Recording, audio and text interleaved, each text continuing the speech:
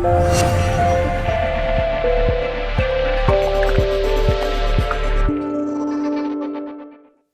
bien, pues antes de entrar en el mundo actual, en los templos actuales, vamos al templo a los romanos. ¿Qué han hecho por nosotros los romanos? No contestes. Pero muchas de las creencias, de las supersticiones, de la religión que hemos adoptado, incluido las fiestas, proceden de los romanos. Los romanos eran un pueblo muy supersticioso, era el mayor imperio que hubo en su época. Nadie se oponía a un ejército, a unas legiones romanas, pero a la vez eran tan supersticiosos que no hacían nada, absolutamente nada, ni siquiera una batalla, sin antes implorar a sus dioses, porque creían en la eficacia poderosa de sus dioses. Y en una casa, en una villa romana, en un domus, en el atrio, lo primero que te encuentras, y hay muchas reproducciones en España de atrios romanos y de domus romanas, es el lararium. ¿Qué es el lararium?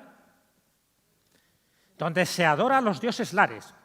A ver, acordaros, un pequeño resumen. Ya digo que toda esta información la sabéis, pero hay que recordarla, no pasa nada.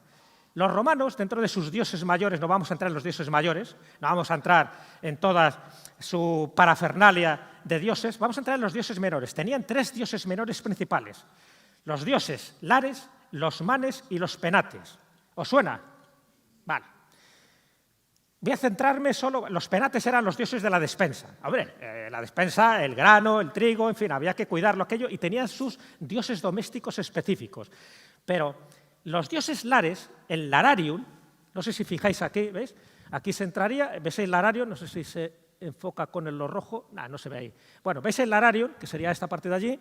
Y en el lararium estaría dentro del atrio. En el lararium tiene esto, es un altar.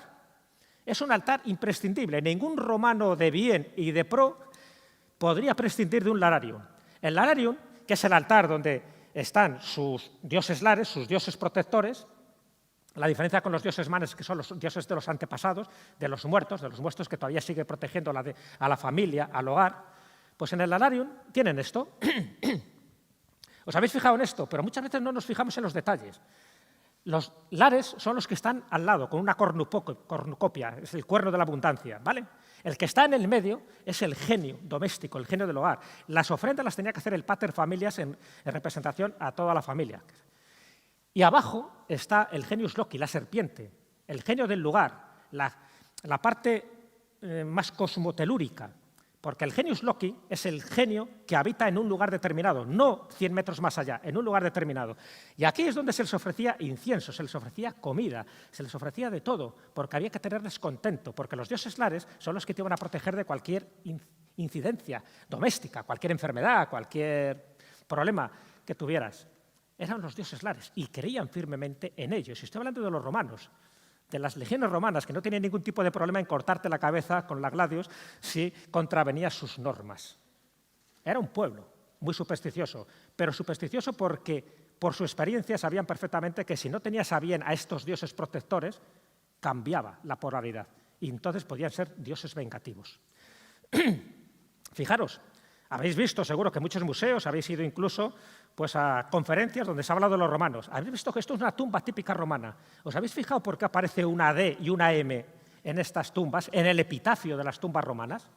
La D y la M está haciendo mención a los dioses manes, a los antepasados, el dis manibus. Es decir, se les está honrando a los dioses manes. ¿Para qué? Para que sea acogido en el más allá por estos dioses manes. Porque así como hay dioses protectores en la vida cotidiana, también hay dioses protectores cuando tú pasas al otro lado, cuando vas al más allá. Entonces, ese es el dis manibus y luego ya te aparece a quién va dedicada la lápida, esta tumba. Pero siempre tiene que aparecer la D y la M.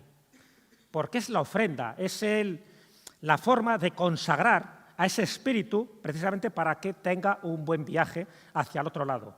Dis manibus, fijaros siempre en los detalles, siempre la religión está presente. Igual que cuando vayáis a Mérida o a cualquier lugar donde hubo un asentamiento romano, veréis que hay cabezas de medusas. ¿Por qué? No es una cuestión decorativa, que también. Las cabezas de medusa es un elemento apotropaico, es un elemento de defensa. La cabeza de medusa tiene que ver con la mitología, cuando Pegaso le corta la cabeza a Medusa con esos pelos de serpiente y luego se coloca en el escudo de Atenea, porque aquel que mire la medusa queda petrificado. Por eso la medusa se colocaba siempre en los lugares a la entrada de los templos romanos, porque la medusa, aquel que no estuviera preparado, aquel que no fuera digno, aquel que no fuera puro de corazón, no podía entrar, quedaría petrificado. Solo pueden entrar los que realmente merezcan entrar en el templo, que merezcan entrar en lo sagrado. Entonces, cuando veáis una cabeza de medusa, fijaros que tiene este elemento de protección.